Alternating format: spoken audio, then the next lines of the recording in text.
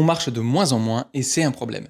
On est tout le temps dans les transports, au bureau, chez soi, assis, voire allongé. Tout vient à nous sans qu'on ait même besoin de bouger. Les réunions, c'est des visios, les amis, c'est sur les réseaux sociaux, les courses, c'est en ligne avec des livreurs à domicile, et finalement, on n'a pas besoin de faire grand-chose. Pourtant, la marche a des effets bénéfiques démontrés, pas seulement sur le corps, en effet, manger, bouger, vous connaissez, mais aussi sur votre mental. Des recherches en neurosciences comme celle-ci, qui vient de l'université de Francfort, montrent qu'il y a un effet bénéfique du simple fait de marcher sur la mémorisation et les apprentissages. Alors qu'on demande aux enfants d'apprendre en restant assis toute la journée, ce qui est un peu paradoxal. Donc on sait qu'il y a des effets bénéfiques simplement à l'activité physique, mais est-ce qu'il y en a d'autres sur le fait de marcher à l'extérieur? Eh bien oui, notre cerveau fonctionne mieux quand on marche à l'extérieur, ça peut être en ville, mais encore mieux à la montagne, en forêt, dans un parc. On a des études, comme celle-ci, qui montrent que la balade en extérieur, en milieu naturel, a des effets bénéfiques démontrés. D'ailleurs, ce qui est marrant dans cette étude, c'est que les scientifiques ont voulu savoir si se balader dans la nature avait une influence sur la créativité des gens. Et puis ils se sont dit, mais est-ce que c'est pas simplement le fait de se mettre en milieu naturel qui a une influence?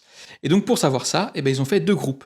Un groupe avec des gens qui faisaient une balade normale dans un milieu naturel, et un autre avec des gens qu'on promenait en fauteuil roulant pour savoir si la marche avait vraiment une influence. Et leur réponse, c'est bien que le fait de marcher a une influence positive sur votre créativité. Si vous avez l'habitude de marcher, peut-être que vous sentiez déjà un peu tout ça. C'est vrai que ça fait quand même du bien de pouvoir sortir, se ressourcer dans un milieu naturel autour de chez soi, un parc, une forêt, peu importe. Mais ce qui est dommage, c'est qu'on ne le prend pas forcément en compte, aussi bien à l'école, comme je le disais tout à l'heure, qu'au travail.